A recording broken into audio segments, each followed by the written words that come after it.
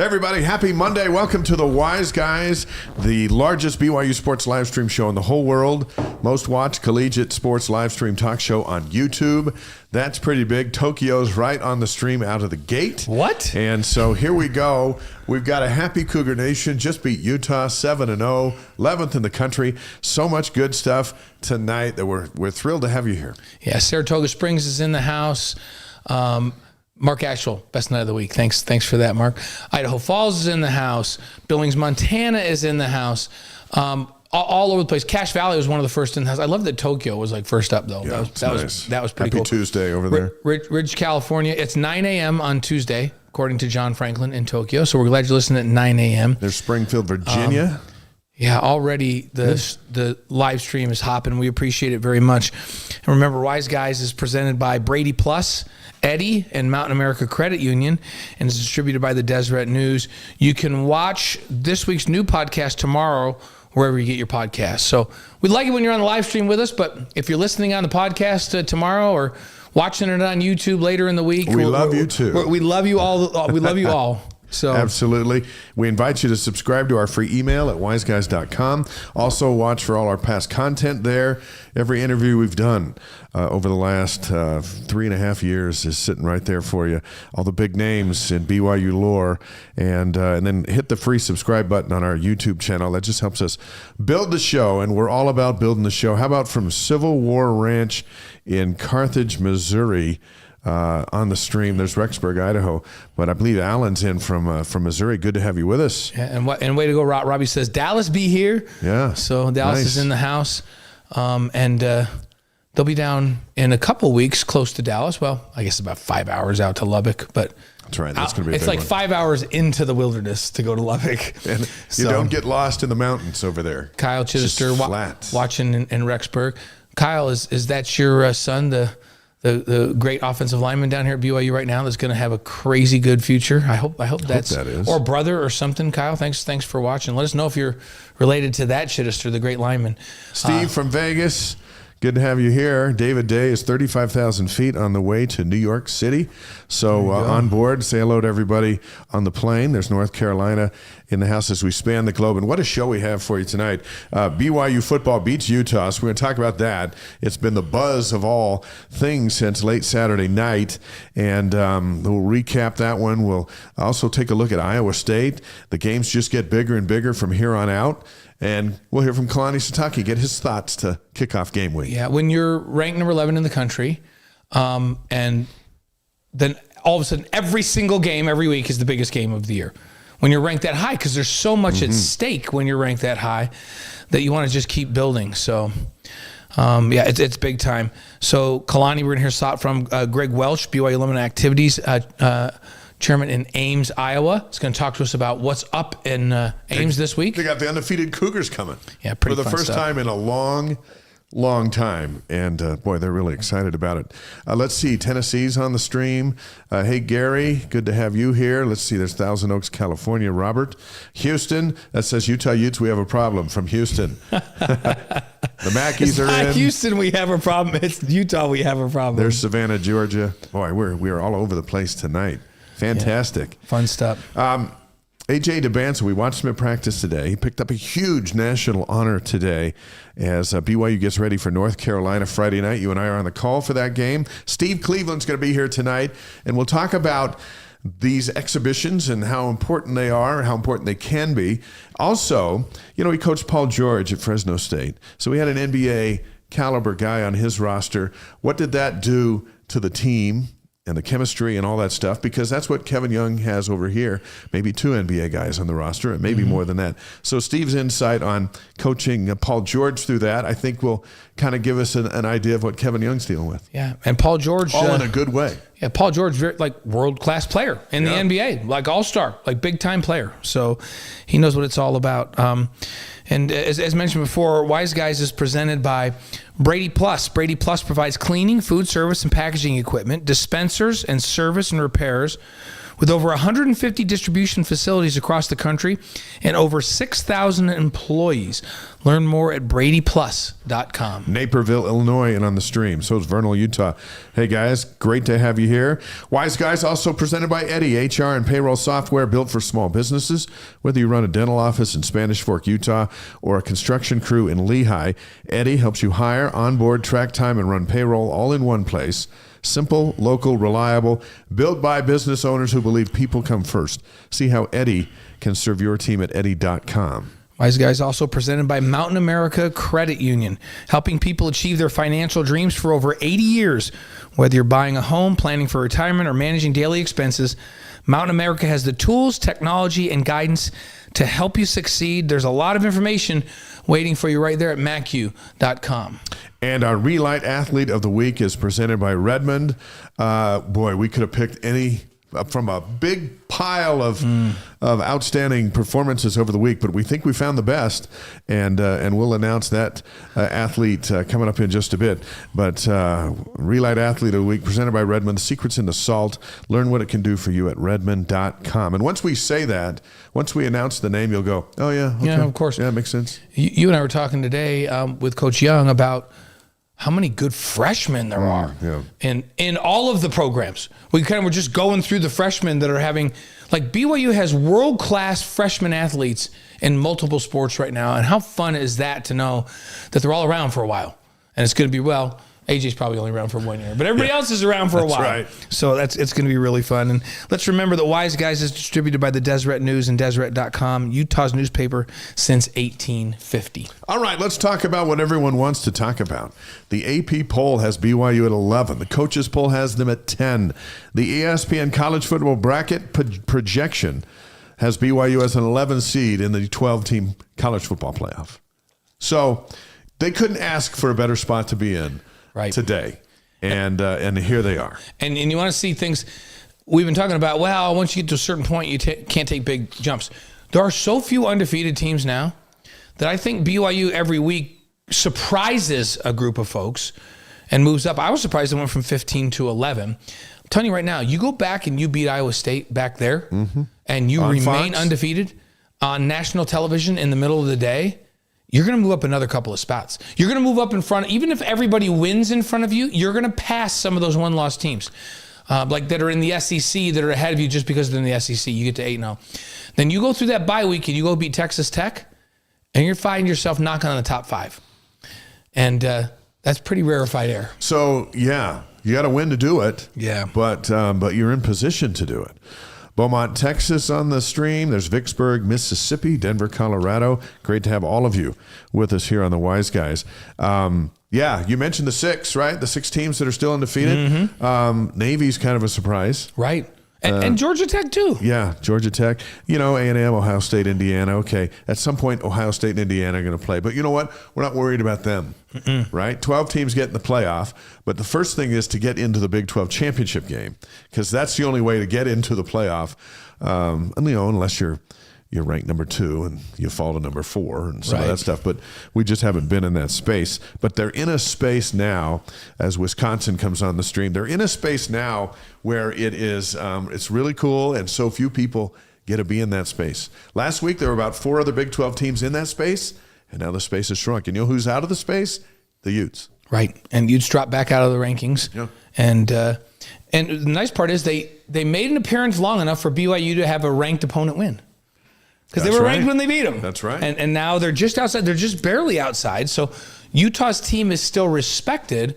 When you consider Utah's only losses are to number 11 BYU and number 14 Texas Tech. Utah's still a very quality opponent. And I know this is hard, but this is a tough question for some people. The answer is no. Do you kind of root for Utah to win a bunch of games now? I know where you're going. So that win looks great? Hey, Colorado beat Utah Saturday. Makes that win look here's better. the thing. Where Colorado, you've already played Colorado. And beat them. Yeah, you can root for Colorado. Right. So, yeah, I think that's a stretch. I don't think we can ask people to cross it. We can ask people to silently watch. Right. Just kind of observe. But you can't have them root for Utah. No, there's a principle. What if a Utah win at the end of the season puts BYU into the college or into the Big 12 championship game? Do you root for them then? Maybe out of just total selfishness. There has to be a total selfish reason to do that. But I'm going to ask the that people would still be a struggle. People out on the chat, if it's the last game of the season and BYU has to have Utah win their last game to get BYU into the Big 12 championship game, do you become a huge rooter for Utah in that last game? Or can you just not bring yourself to do it? I want to know. I think he's going to be a silent viewer. Just go, whatever's going to happen, it's going to happen. But I tell you, it's a lot of fun. It was a crazy atmosphere. It was crazy. On Saturday. 24-21, BYU won it, beat the Utes for the third straight time. Let's talk about, as Linda says, I don't ever root for the Utes. We totally get that. Totally get that. All right, here's what we liked from that game. And there's a big, long list. Yeah, we loved BYU's fourth down defense, where they held Utah to 1 of 5 on fourth down, including a couple that were inside the 15-yard line scoring territory. They elected to go. The analytics book that these coaches swear by, Kyle Whittingham alluded to the fact that all 5 of those, the analytics said that they should go. But what the analytics book was they forgot that BYU is really good in fourth down defense. And 1 for 5 is incredible. We were talking about this after the game. BYU was +2 in turnover margin. We talked about how important that would be. But when you turn the ball over on downs inside the other team's territory, it's the same as a turnover. The impact is the same as a turnover in terms of momentum, extra possession, all of that. So it's like, in BYU, remember, they were 1 for 3, right? So BYU was +2 in fourth down stops and +2. They were really +4 in turnover margin in that game. In reality, that's how you win football games. Bears toughness, we like that. That 22-yard touchdown run is one for the ages. We're going to break it down on After Further Review tomorrow. You don't want to miss that show. Oh, and the angles we have, guys, like we were going through the film last night. That is one of the most fun plays I've ever seen. And you can't just. There's not a limit to seeing it, right? Now it's a different angle, and how many Utes are going to get a piece of him, and then how many guys are you going to drag 7 yards to the end zone? And that poor dude, like he'll go down in infamy as the guy that had a hold of Bear's leg at the 5-yard line and literally got dragged on his belly into the end zone. So, and by the way, Lamont South saying, like Dave said, only for selfish reasons why I root for Utah. And Chris Hughes says, I can't do it, bro. You just can't. He can't do it. I get it. And then Sylvia puts it right. I can hope for Utah to win, but I cannot root for the Utes. That's well stated, Sylvia. So Bear is the Big 12 Freshman of the Week for the 4th straight week. So they might as well just call that the Bear Bachmeier Award, even if he doesn't get it, and then just hand out the award in his name. Who's going to be the Big 12 Freshman of the Year? Well, is it locked up already? It should be. He's playing fantastic. We loved LJ's physical running. 26 carries, 102 yards on that defense that prides 122 on a defense that prides itself on stopping the run. They couldn't stop. Yeah, those were tough yards. That's without a big, like sometimes somebody rushes for 150 and they have a 70-yard run in there. This was a workmanlike effort. This was like an NFL 122. Because in the NFL, the defensive backs and linebackers are so fast. Rarely does a running back go run 60 yards for a touchdown. They've got to earn it. LJ had a very NFL-like 122 yards on 26 carries and carried this team offensively in the run game along with Bear. Yeah. Faletau Satuala had a dozen tackles. He was spectacular.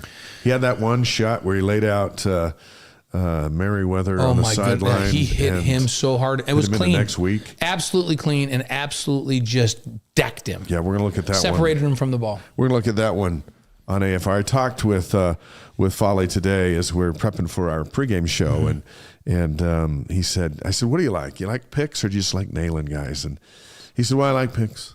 But he goes, when you hit somebody hard like that, there's an energy the whole team feels, and on the next play, they play harder because one of the guys just laid out somebody.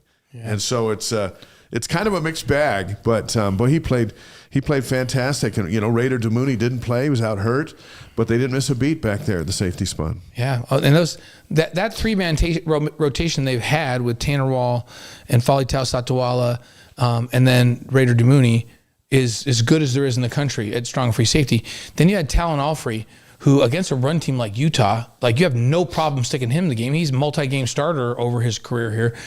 BYU's loaded at safety, maybe as good as any position, and I would say at safety they're as good as anyone in the country, period, which is really fun.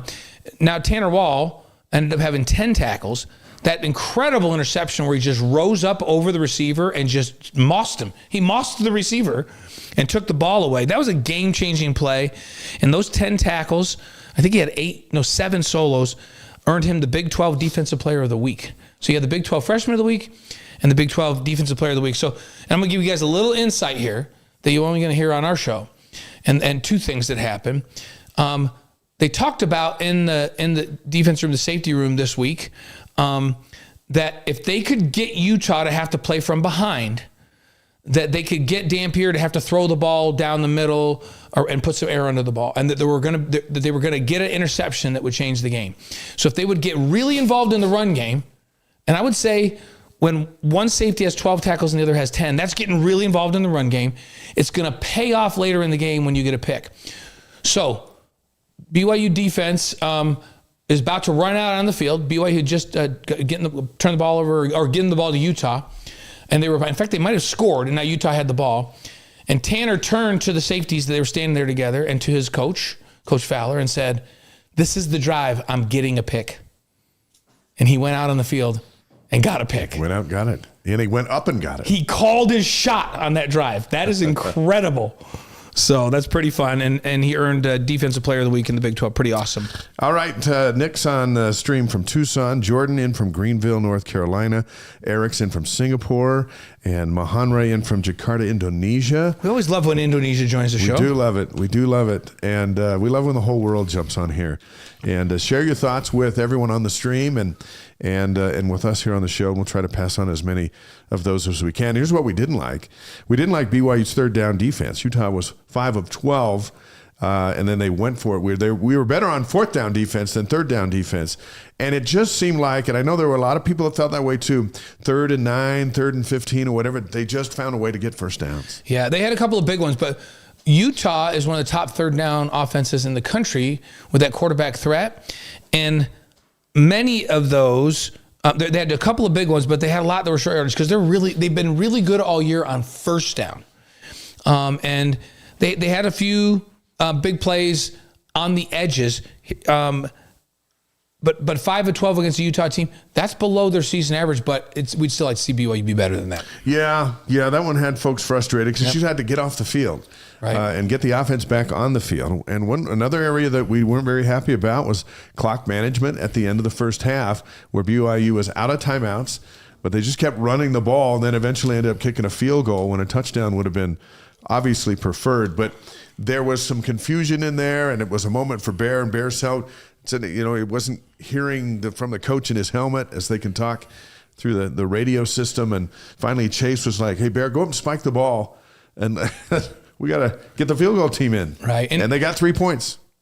We keep forgetting that he's a freshman because he doesn't play like a freshman at all. But every once in a while, we're going to get a situation that he's never been in at that level. And it's going to be confusing, and he's not going to be able to hear. And what I know about Bear is when he makes a mistake, he learns immediately. He's extremely bright and doesn't repeat the same mistakes. The next time they're in that situation, if he can't hear, he won't care. I mean, he'll care, but he'll go, "Nah, this is what we do. Yeah. This is what we're going to do." What BYU needed to do, you can run the ball one time in that situation. So if you want to try to catch him off, you could run it on first down. You need to have 2 plays called, though. You immediately get back on the ball if you don't score, and then you throw the ball into the end zone on second down. The clock stops. You throw the ball into the end zone on third down. If you don't get a touchdown after 2 attempts of throwing in the end zone, the clock stopped. You take your field goal team, you run them out there, and you kick the field goal. Yeah. So because they ran it on first and second, they had to give up their third down play by spiking it to stop the clock to get the field goal kicking team in there. So absolutely, you wished you could have gotten a touchdown there. And I'm not saying they would have gotten a touchdown, but it's just such a great learning opportunity for Bear, where in the future he's going to know, oh, no, this is how we have to do this. And in the end, they needed the 3 points. Right. So, get points. I think Kyle Whittingham is thinking, I probably should have kicked the field goal a couple of times and gotten more points than what they chose to do. I'll say this. We all would have liked a touchdown, but even in that kind of chaos with the young quarterback, they did get points. Yeah. And that's what matters. We also weren't very excited about not kicking a field goal with 2:50 left at the 23-yard line. Instead, they threw a pass to the end zone and it was out of the end zone on 4th down, and then Utah got the ball, went down and scored, and then tried the onside kick. But, it's an analytic move, and even Kalani afterward in the postgame said, I might have made a mistake on that. I just wanted to go for it because I'm a fan. He goes, but it almost backfired. And when you got Will Farron over there, we were all aghast. It's like, what do you mean we're going? It was like 4th and 9 or something like that. The analytics book said to go. Yeah. Which, here's what I say you do the analytics book when you're in a rivalry game. And like people that are on this, that are watching this on pod, here's what you do. That's what you do with the analytics book. Yeah. In a game. And for those of you that are just listening, I just tore it up. It just doesn't apply sometimes in a rivalry game. Now, the analytics book takes so much into consideration. It's like it not only tells you what your chances of getting the first down are, it tells you what the chances of the other team then going down if you don't get it and driving down. It puts all of that data in. So there's way more than you think that goes into it.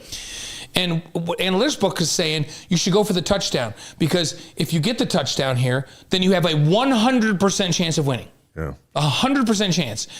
If you kick a field goal, you still have a 78% chance of winning, but it doesn't change. You still have a 78% chance of winning if you don't get the touchdown. Those are the kinds of things that go into it. But we know how these games go. Guys get onside kicks in these.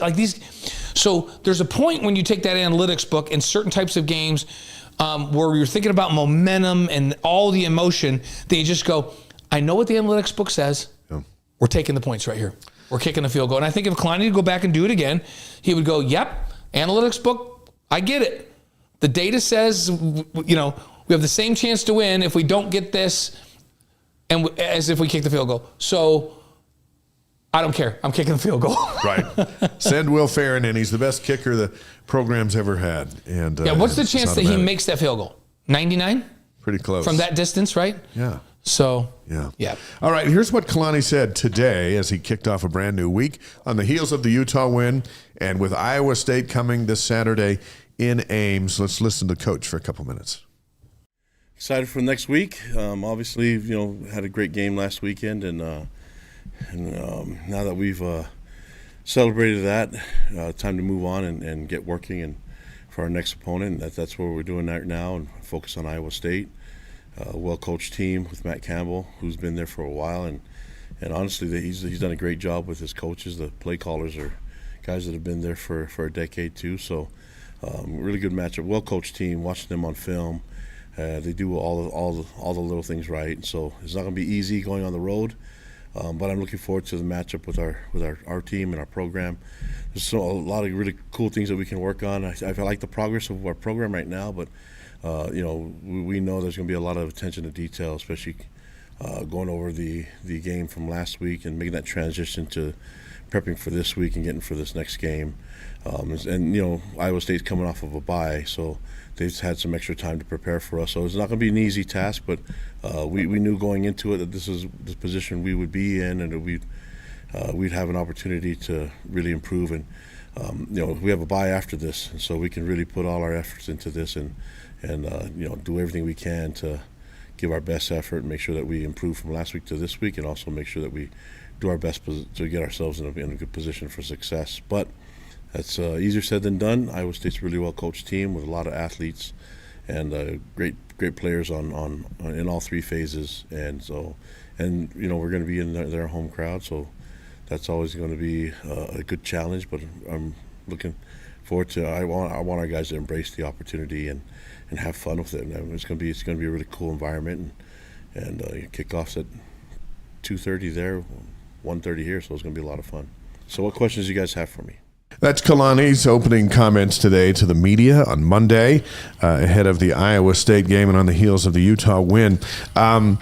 Let's revisit Blaine's keys to beating the Utes, which we discussed last week, and then we'll get right out to our friends in Iowa and get the lowdown on the game coming up for Saturday night. Your number one key was to shut down the quarterback run, and Dampier went 15 for 64, but outside of a play or two I can remember was never a real factor.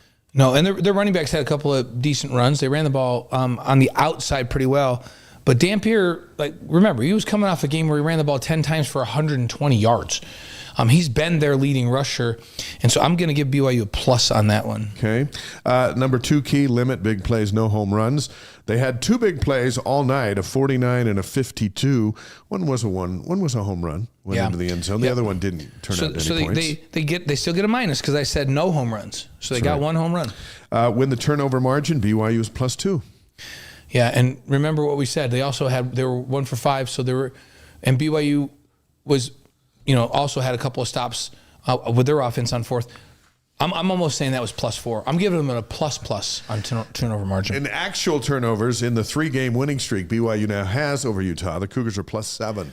Yeah, was it Dave Nixon was telling us, our colleague, that he had some Utes who were going, oh, this is a bunch of baloney. We're a better team. Look, we had more yards than you.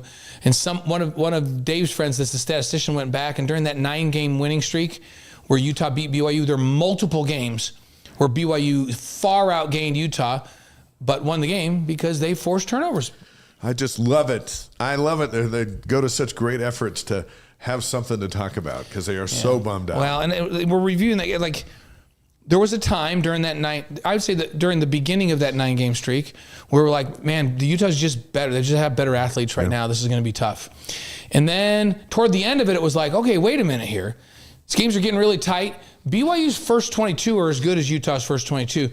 Now it's just like a little depth. They're in the Pac-12. The depth is not quite there. BYU gets a few guys dinged up, and there's a drop-off, and so Utah's better depth. 2 years ago, BYU in the Big 12, it's like, guess what? BYU is now, they're just as good as Utah, just as physical, and the depth's starting to build to the point now where BYU's better. Like, BYU has better athletes, and they're deeper than Utah right now. Yeah. It really...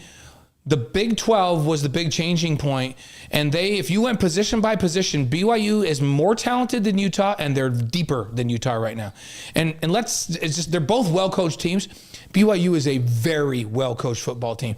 You combine great athletes, depth, and great coaching, and you have teams that go 18-2 over the last 20 games. Yeah. Whenever BYU hits the road, Wise Guys goes right to the folks working to make it an experience to remember. Our pleasure to welcome Greg Welch, the BYU Alumni Chapter Event Specialist for the Iowa area, to the Wise Guys here tonight. Greg, how you doing? I'm doing well after last weekend, man. How could you be doing anything other than just perfect? That's like the best answer ever right there. It's been 51 years, Greg, since BYU's come to Ames. So how excited is everybody to have them coming? It has been 51 years. It is and no trips to Iowa. We've been a lot of fans in the area went to the Wisconsin game. They went to the Nebraska game across the river in Lincoln. They went to the Missouri game down in Kansas City. But this is the first game in the state of Iowa since 1974, as you say. So, 51 years, a long time. We got a lot of fans that are really excited to see the Cougars in person. What does the alumni base in that region look like? Iowa is similar to Utah in some interesting ways. There are about 3 million people in both states. If you imagine the Wasatch Front, but you split all of the cities out, right? So you still had Salt Lake, kind of like Des Moines, but instead of going to Ogden just up the road, you got to go to Waterloo, or you got to go to Cedar Rapids or Iowa City. It's just the agrarian state is just more equally kind of spread with smaller cities throughout. So I think there's about 3,000 alumni in our chapter base. We draw from in professional sports, we get a lot of Kansas City media, Minneapolis media, and even some Chicago. The AAA iCubs play here in Des Moines, and so I think we'll see alumni from a similar region, where they'll be coming from Chicago, Minneapolis, Kansas City, Omaha, as well as a lot from Iowa. Iowa State announced last week the game was sold out. What does that mean for BYU fans? How many do you think will get in there? Well, we were proactive with Iowa State because of my professional affiliation. Some of my clients have sponsorships with Iowa State. I knew some of the people in the athletic department. I filmed with Cy for some TV commercials. And so I was able to send some emails almost a year ago saying, look, you guys, we need some more tickets. And Iowa State was really generous. They, in addition to the athletic department allotment. They have directly sold the Alumni Association 1,200 tickets. We have already sold through all of those. So not only is Iowa State's tickets sold out, but the Alumni Association's extra 1,200 tickets are also sold out. There are tickets available on secondary markets, just like at BYU, where you can, take good luck. But we're expecting a big crowd. That's awesome. fun. That's fun. And probably not like when they go back to the East Coast and get 10,000 some places, but it sounds like at least 3,000 there on this one, which is really great. What BYU related activities are planned for the game this weekend? I'm really excited about this. There's a garden. It's called Reman's Gardens. It's just south of the football stadium. It's kind of like Thanksgiving Point, where it's a big open space. They have all kinds of flowers and just a beautiful open space. And I looked at that, and it's right next to the stadium. And I called them up and said, "You guys, do you ever host football tailgates?" And they said, "Really, like, tailgating's not really our thing. We're not into that. We're more of a family-friendly garden." And I said, "We've got a fan base that you need to meet." And they were really excited about that. They host weddings, and it's just a beautiful space, and it's right next to the stadium. But they don't feel like, they haven't felt in the past that football is their thing. And I think next year, after the success of what we've been able to set up, they're going to be selling tailgate packages to every game. So we have a beautiful private space for our BYU alumni event. The latest report I got is that we have 800 people coming to that tailgate event 3 hours before kickoff. That's awesome. And can folks still get a ticket to get in, or is 800 about it? Not only we are selling tickets ahead of time for another day or two, but even after that, we have an open door policy. The tickets are available at the gate. If people have a ticket but didn't know about it, come to our event 3 hours before the game. We'll kick off the party at 11:30. We've done some fan research. We have a live game show of Cougar fan Family Feud. Right. So we surveyed 350 Cougar fans through a legitimate Qualtrics survey, and the top 8 answers are on the board. And we're going to see who knows their stuff about the Cougars. That's awesome. That's a great idea. That's a great idea. Yeah, it's really good. Is there a service project this week? We know there's always a service project for people to participate in. There is. And we wanted to make a connection between Iowa and between Utah. And one of the things that we found, there's in some of the church history materials, there's a story about the Willie Handcart Company coming through Des Moines. And, when they were, I'm sure they were kind of an oddity, in 1857, who knows, there wasn't a lot walking through Fort Des Moines. And so to have a handcart company come through, there's entries in the journals that some people came out and were kind of, some people had some, you can imagine, some not so nice things to say about who are these weirdos walking to Salt Lake. Yeah. But there's a story of a man named Charles Good. And people in Iowa know who Charles Good is. He's not a massive historical figure, but there's a public park in downtown Des Moines to this day that is Charles Good Park. And in the company diary, there's a report that Charles Good came out, and while some people were kind of making fun of the handcart pioneers, Charles Good saw kids with no shoes that were walking from Iowa City to Salt Lake. And that was pretty common in 1857, that you had, you wouldn't buy shoes for kids because they grew so fast, and you just wait till they were grown up and they got shoes then. And he was so struck by this that the company diary says Charles Good came out and gave 15 brand new leather boots to these kids that we know end up getting rescued in the high plains of Wyoming in that early snowstorm. So it's a story that we feel like members of the Church of Jesus Christ of Latter-day Saints know, and it's a person that the people here in Iowa know.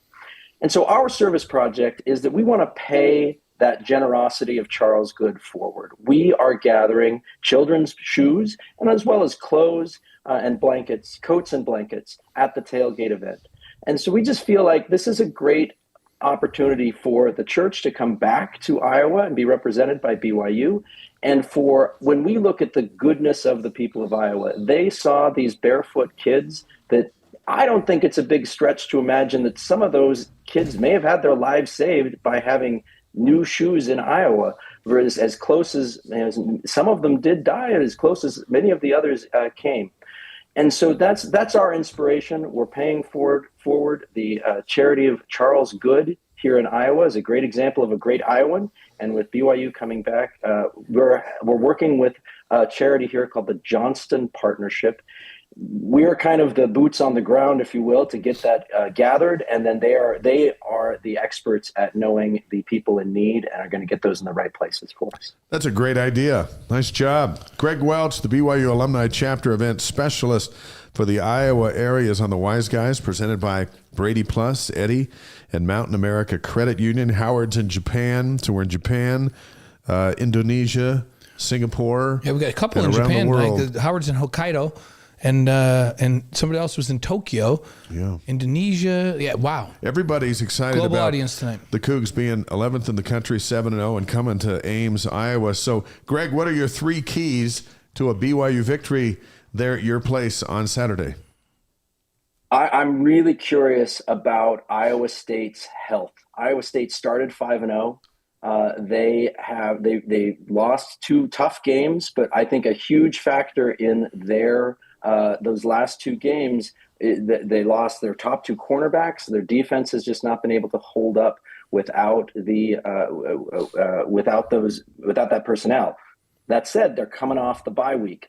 How much more healthy can they get? And some of those, we know the cornerbacks were year-ending injuries, but I think they had a rough go. They had a big trip to Ireland to start the season. There's some interesting data on those teams that make that trip to Ireland, and it makes that season long. So I think the health of Iowa State is my first key. What do they look like? Okay.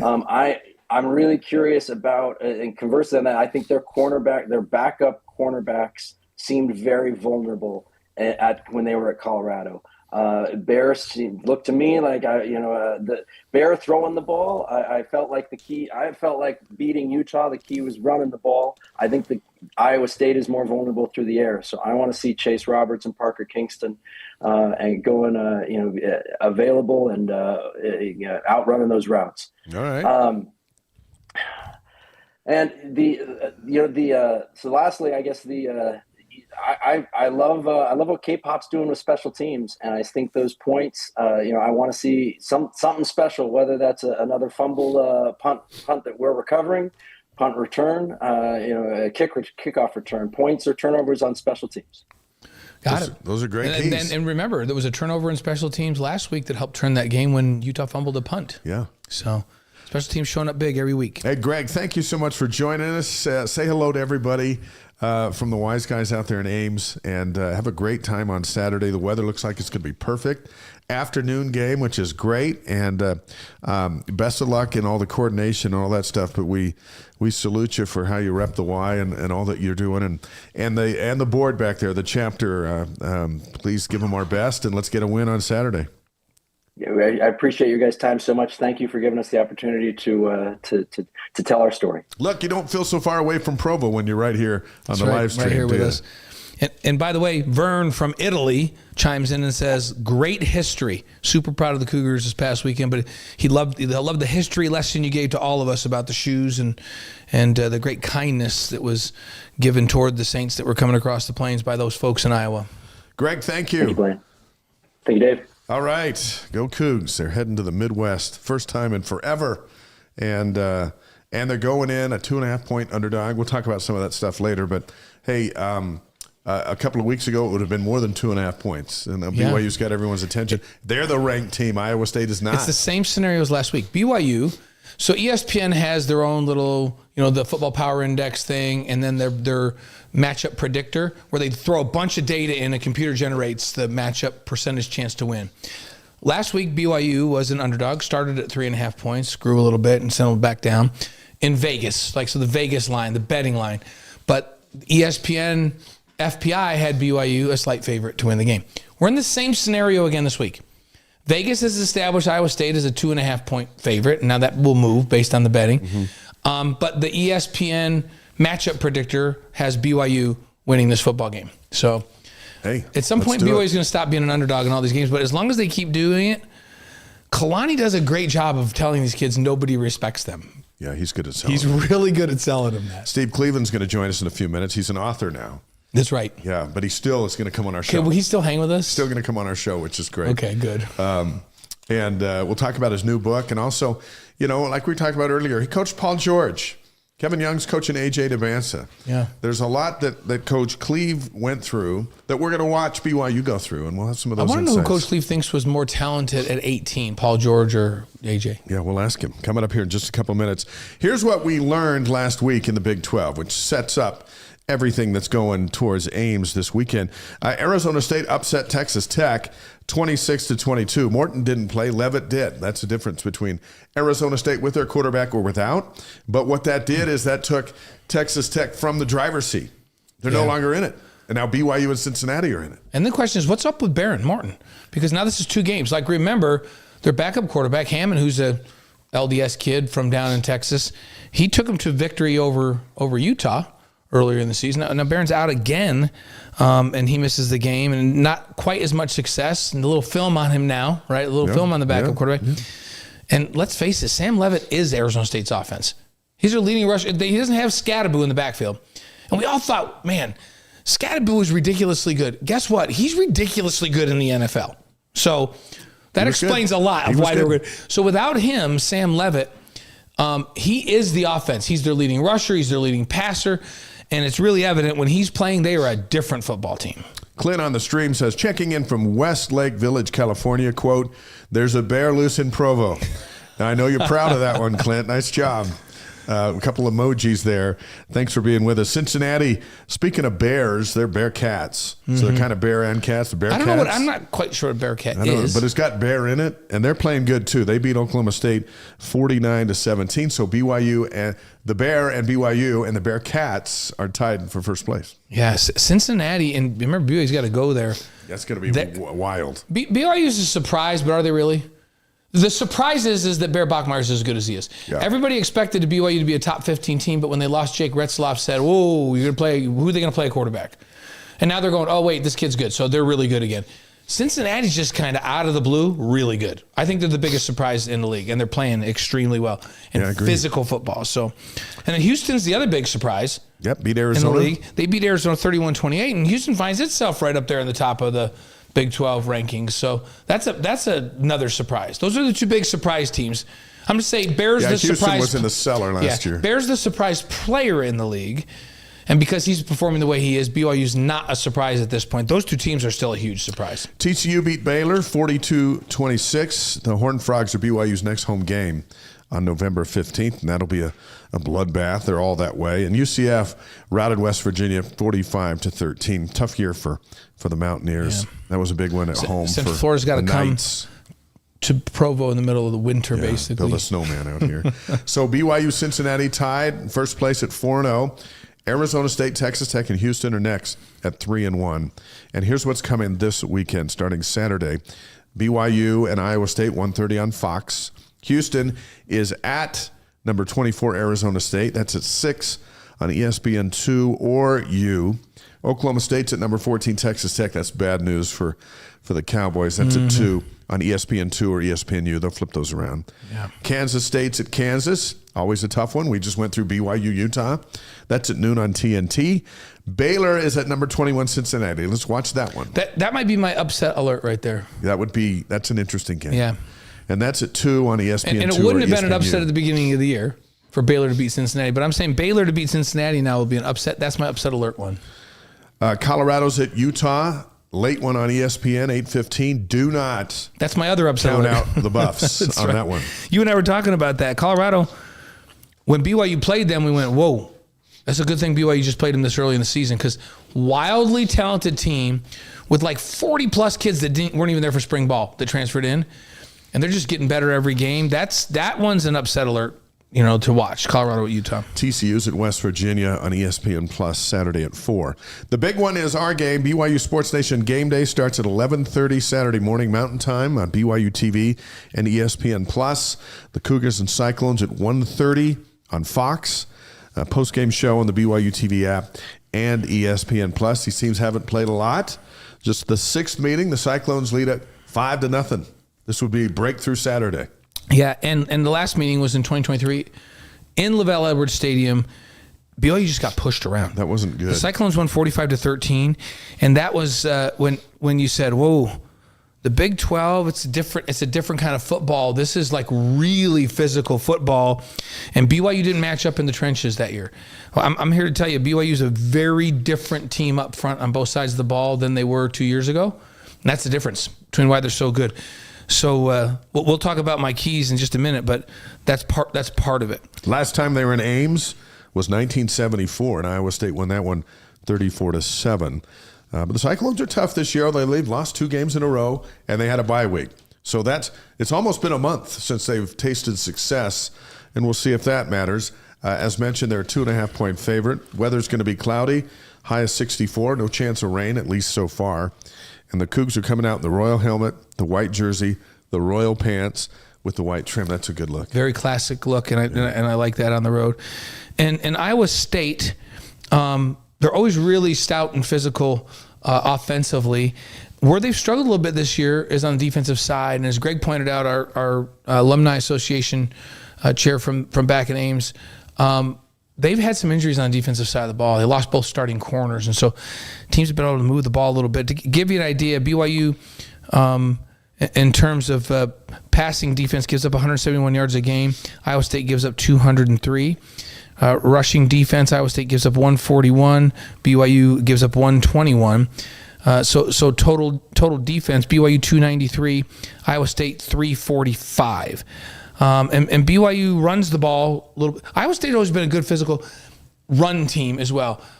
Iowa State's a more traditional football team than BYU's played the last couple weeks, where they have a quarterback that's a great game manager. He can throw the ball. He can move around. He's not going to go run quarterback counter and quarterback power all day long like Dan Pierre. They don't run the spread. They line up, and they come at you, and they're balanced, and they out-physical you. I like BYU's matchup against those teams now. Didn't like it 2 years ago, but that kind of team now is a good matchup for BYU because I think BYU will stand up just fine. All right, here are Blaine's 3 keys to victory. We'll write them down, and then we'll watch the game on Saturday, and then we'll revisit it next Monday and see where we're at. Yeah, what's number 1? This is a similar one to last week, but for a different reason. I put get lined up on defense, which will result in no big plays over the top. So Iowa State, Utah does this real quick spread stuff, and they're moving all over, and the quarterback's running the ball, and you get caught out of position, and they get a big play like they did on the one they got, the big home run play in the run game. Iowa State, they huddle, but they come out, and they have, especially with a bye week, they run all kinds of like unbalanced and this new formation that you've never seen, and they use all kinds of motion. So they do a lot of things before they snap the ball, and then they're pretty basic, fundamentally sound, normal football concepts after the snap. Where they get you is they outflank you because you don't adjust to an alignment, or they get an uncovered guy because they've disguised the way they're lining up and you forget to cover somebody. And so it's really important for BYU's safeties and backers to be so smart. And would you want anyone back in the back end of your defense other than Tanner Wall, the first-team academic All-American, getting you lined up? I'm good with him back there. Yeah, like I don't know I want anybody in the country against this offense that does so many things to get you off balance before the snap, to get BYU lined up. And if they get lined up, I don't think Iowa State will get big plays over the top. So that's a long explanation, but that's number 1. Number 2 is win the turnover margin battle. I mean, they just did it against Utah, and they win a tough game. This is another tough game. You're +2 in turnover margin in this game, you win in Ames. So that's number 2. Okay. And number 3 is control the line of scrimmage on both sides. That means you knock them off the ball and run the ball on offense and average 5 yards per carrier. And then you control the line of scrimmage on defense and you hold them to under 4 yards per carry. And then you show them between the offense and defensive lines who's the most physical team, because the most physical team in this game wins the game with these 2 very physical teams. So rush for over 5 yards of carry, hold them to under 4, and show who's the most dominant up front. Win the line of scrimmage. That's my 3. Those are Blaine's 3 keys to the game. And here's a question from Laser Coug, our Cougar Board question of the week. If you're not familiar with Cougar Board, you should be, especially on this show. It's the largest online community of BYU fans. thousands of posts every day, and it's hopping because they're 7-0 and team's ranked 11th, and everyone's excited. Here's a question from Laser Coug. One of their insider subscribers had also Ben Hansen on the stream asking the same question. After such a huge win, how does BYU make sure they don't have a letdown against the good Iowa State team? Kalani addressed this in the locker room right after the game because they won last year and lost the next two. They had a big letdown, and it's so hard to not have one because the Utah game means so much. It just does. And so this will be a battle of really the human capacity to handle emotion. What happened last year helps this year. Because I do think this is a very mature group that with a lot of good veteran leaders. And you pointed it out, Dave, right in the post-game talk to his team, he said, last year we won this game and we lost the next game. We didn't focus. This starts right now. We'll go celebrate tonight. Tomorrow, our focus is Iowa State. We're not going to make that same mistake. The awareness around it, and then the senior leadership, guys like Chase Roberts, who's been through this. You have some veteran guys up front on that offensive line who have been around. And here's the crazy thing: Bear Bachmeier. Does it seem like he ever gets flustered? Does he ever get too high, too low? Like sometimes I think the coach probably says to him, "Hey, let me tell you about the rivalry." And he goes, "Are you listening to me?" He's like, "Oh yeah. Sorry, I was just taking a nap with my eyes open." "Yeah, what did you say?" Like nothing phases him. He's like, "No, I'm just going to play. Like I'm not worried about it. I'm going to go out and execute." He's super smart. He's high on execution. He studies like crazy, understands what needs to be done, and doesn't let the moment get to him. On both sides of it, he doesn't get too hyped up. I don't think he was hyped up for the Utah game. I really don't. And he played within himself and didn't turn the ball over and played extremely well and just ran all over people. So I think when you have a quarterback that's just level and steady, it helps your offense play that way. You reflect that quarterback. I think you're right. And this defense we already mentioned Tanner Wall. You got a Tanner Wall on the back end. You have Jack Kelly and Isaiah Glasgow on the outside. I talked to Jack today. He said he feels great. I think he was being honest. Yeah. After that game on Saturday, even with his sore shoulder, and that bodes well for Saturday. Yeah, and he had to be a little bit wondering how he was going to do, and now he feels great. Yeah. So he can go full speed. So we've got that leadership. Yeah, and Tanavas is a great leader on that defensive line. So it's a veteran group. I think a veteran group can learn from last year and go out there and play. Now, that doesn't translate to you're gonna win it, but I think it translates to you shouldn't have a letdown and you should play well. All right, that's our Cougar Board question of the week. Before we bring Steve Cleveland on, that football, we've been auctioning off. Yeah. That football that's now 7-0 and ranked 11th in the country, signed by the whole team. That still could be yours if the bid is right. We're raising money for the Ephraim Hope Mission. Last year we auctioned off an autographed football for $5,500. It sent 23 kids to school for a year, and we're looking to do the same. So. We've been involved with Ephraim Hope with the golf tournament and certainly with this. And Cialia Serra has been great. We have an autographed hat that we're also have in the mix that you can pick up. Cialia had a big game the other night. He's had a big season. That ball right there is signed by all the current Cougars, including Bear Bachmeier. And it was valuable at the start of the season, Blaine, that it's now valuable. It's gaining value. As the 11th ranked team in the country. Every single week it gets more valuable. So go to thewiseguys.com, click on the Contact Us tab, and from there use the form to send your bid in. And we'll wrap that one up here shortly. And, of course, we're going to the highest bidder. We're looking for a high bid. Yeah. And that ball can be yours. It's a great Christmas gift. Who knows? If you get the ball now, and then at Christmas time, they're 12-0 heading to the college football playoff, but that's a gift. You might want to just give that back to yourself. Yeah, it's a $10,000 ball at that point. Yeah. So there you go. Join us. Help us raise money for some kids that you probably will never meet, but you can send to school and change their life with an education, and that's what we're all about here. Some basketball news as we bring our head coach in to the show. AJ DeBonsa today named AP preseason All-American. First team. There's just 5. He's one of the 5. JT Toppin of Texas Tech, another kid from the Big 12. So 2 of the 5 in the country are from the Big 12, and they'll play against each other. But we watched AJ at practice today, and we're like, dude, that's one of 5 All-Americans in the country. There's not right that many here. of them. You and I kind of looked at that list, and we said, where are they from? 2 from the Big 10, 2 from the Big 12, and 1 from the SEC. From the SEC, so Texas Tech, BYU, Michigan, and Purdue. And then was Was it Florida and the SEC? And that's it. So first BYU player named to that team since Jimmer heading into 2010, 2011. Media days in Kansas City. AJ will be there. Richie Saunders, Rob Wright will join Kevin Young. We had a great visit with Coach Young today as we're getting ready for our Friday night broadcast on ESPN Plus of BYU and North Carolina. The preseason poll came out in the Big 12. Cougars were picked 2 behind Houston, ahead of Texas Tech and Arizona. It kind of surprised me. I thought they'd be like at 4, right? Maybe 5. I think 2 seems right. AJ DeBonsa and Richie Saunders were preseason all Big 12. Not surprising, right? No. Texas Tech's TJ Toppins voted the Player of the Year. But, you go out and win the championship, maybe you got a chance with AJ or Richie or one of those. Darren Peterson is the freshman of the year, the stud at Kansas, and he and AJ are going to collide in Interesting. Lawrence. AJ's first team preseason All-American, but Darren Peterson is the freshman of the year in the league. Yeah. I'm not buying it. Timothy's in on the stream from Perth, Australia. So now we're literally in all 4 corners of the earth. Yeah. And everyone's here to Australia see Steve and Cleveland. Japan, and then Indonesia and Italy. Yeah, and Australia. And Australia. And the United States. And everywhere all over the United Canada. States. That's cool. Coach, we're international tonight, man. We're international. Every time you come on the show, the world shows up. The world's like, oh, Coach Cleve's coming on. We better let's tune in. I don't care if it's 9 a.m. in Tokyo. I'm in. BYU played Nebraska in an exhibition game Saturday, and the Cornhuskers won it 90-89. AJ had 30 points, Richie 11, Kadeem Mboop 12 points, 11 rebounds. BYU had the final possession of the game, but AJ and those guys had long since checked out. Kevin Young saw what he wanted to see in that game. It wasn't about winning it.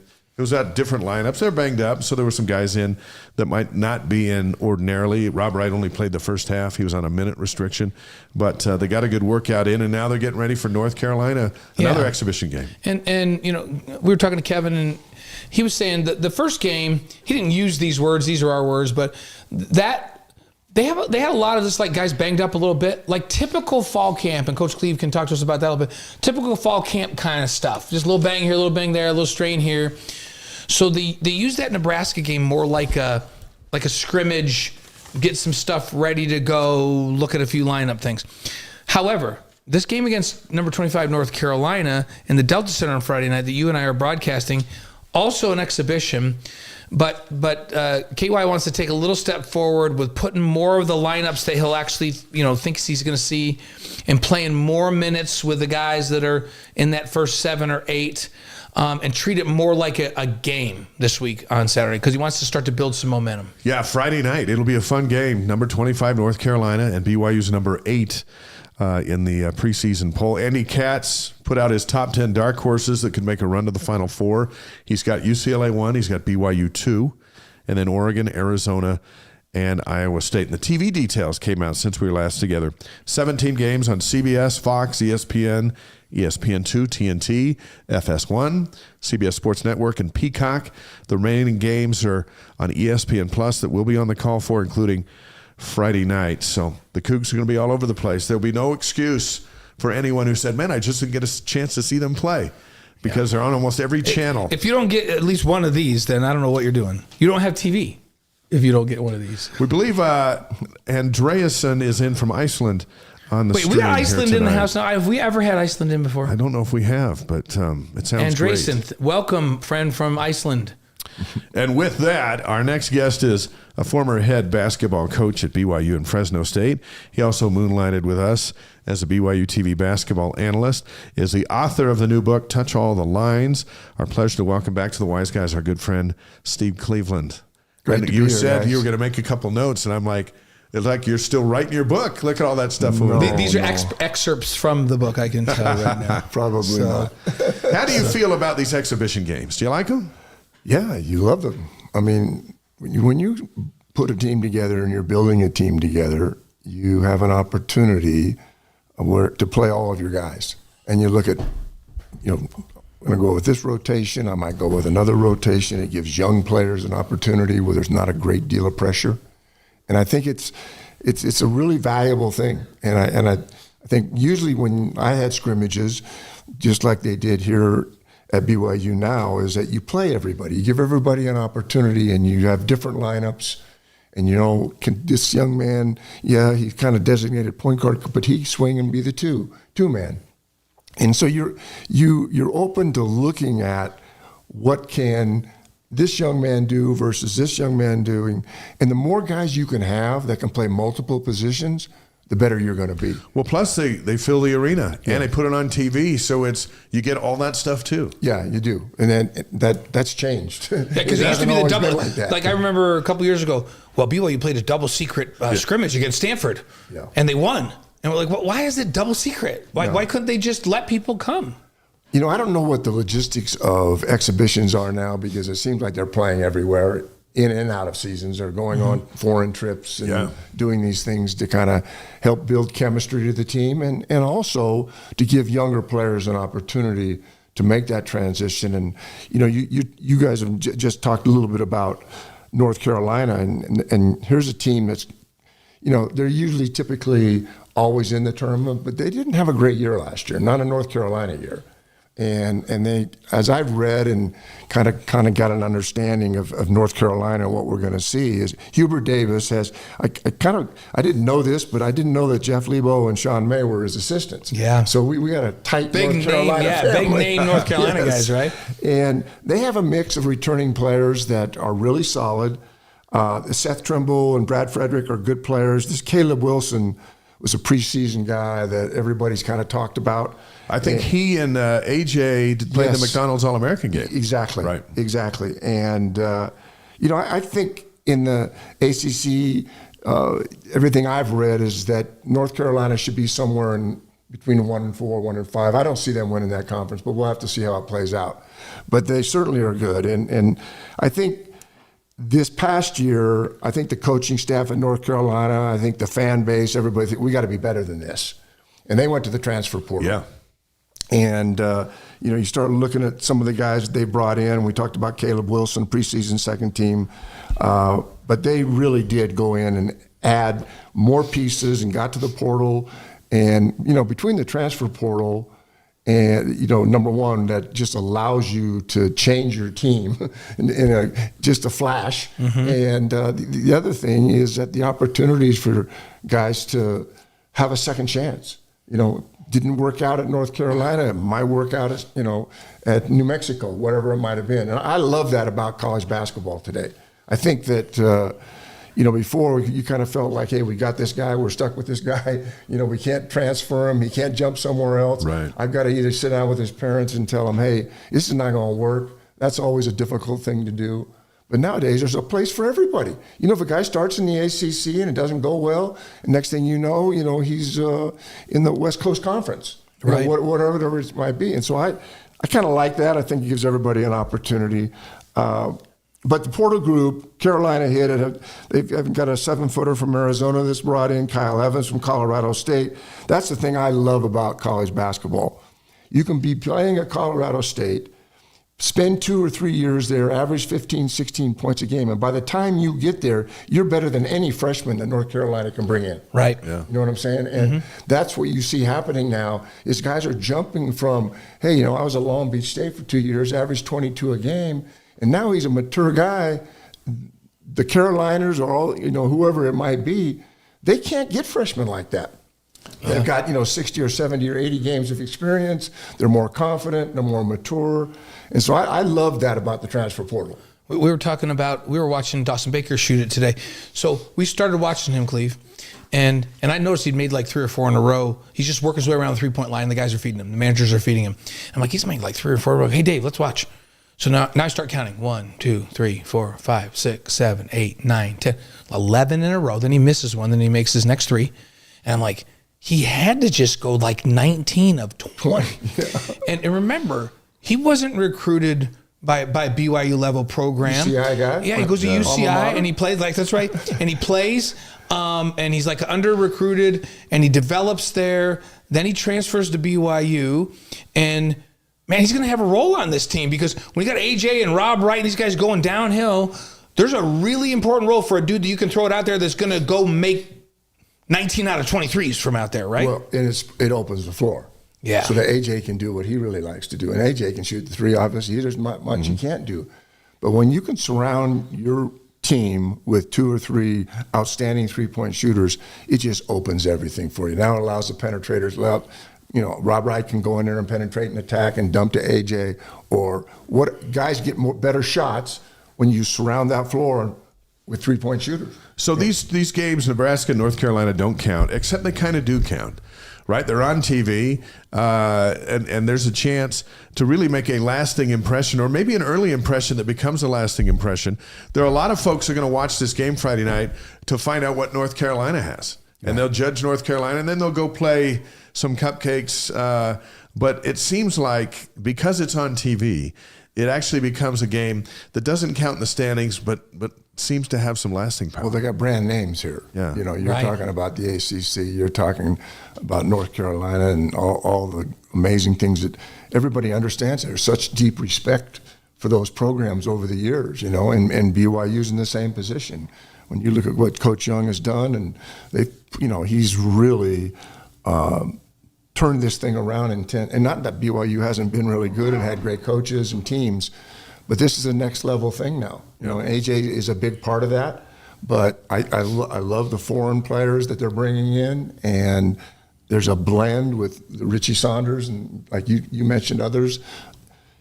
I love Coach Young's approach to the idea that we can go anywhere in the world and get a player. Mm-hmm. And he has that kind of clout, being in the NBA. Russia, doesn't matter. It doesn't matter. I just say that because that was our experience last year, right? Yeah. Looking at Yegor and consider what he did and the impact that he had and how he grew. Because he wasn't really great when he came in, but then as obviously he played well enough to get into an NBA draft and play playing in Brooklyn and all of those things. But I think that the things I love about this team, and I started looking at BYU's team, is they have so much depth, and the talk's always going to be about AJ, okay? But Rob Wright is really good. Mm-hmm. Again, a guy with experience and maturity, and you start looking Houston, Texas Tech, BYU, Arizona, Kansas, Iowa State. I don't know much about Baylor. But those 6 teams are probably all going to the conference. They're all going to the league. Yeah. They're going to be in the tournament. They're going to be in a situation where the competition within this organization is just going to make everybody better. And I think it's fun to watch. Mm-hmm. Fun to watch. And we were talking as we were there today. We have the game Friday night, and normally we'd go the day before. But the schedule's so crazy this week with media days that today was our observation day for our game Friday night. And Dave and I were talking. We're going, whoa. Look at this lineup, and you have Boskovic, AJ, Kaba, Richie, and Wright, and Wright on the floor. That's a big lineup. That's like 6'10", 6'9", 6'9", 6'5", and then Rob Wright at like 6'2", right? 6'1", 6'2". Big lineup. Then you have other lineups where instead of Boskovic at 6'10", now he goes with I'm trying to think of who he had in there. Davis in there, who's not quite as long, but real great lateral quickness. So if you have a smaller 3 out there, he can go out and defend with lateral quickness out there. And then we're just thinking, man, Kevin can put a lot of different lineups together that either can match up with an offense that's giving him trouble or create all kinds of problems for other defenses because he can put a bunch of different folks out there that can all play. How important is that to be able to put different types of lineups together? It's really important. The matchups are everything. When I prepare for games with our staff, you could immediately tell, well, that's going to be a tough matchup for us. Here's a guy that can play the wing. He can come down and play in the post, and he's really talented. And so we had to create a defensive scheme to kind of stop guys like that. But when you have 3 or 4 people like that in the lineup, then you make yourself really hard to guard. And I think that's what teams are doing now. It's certainly what they're doing here at BYU.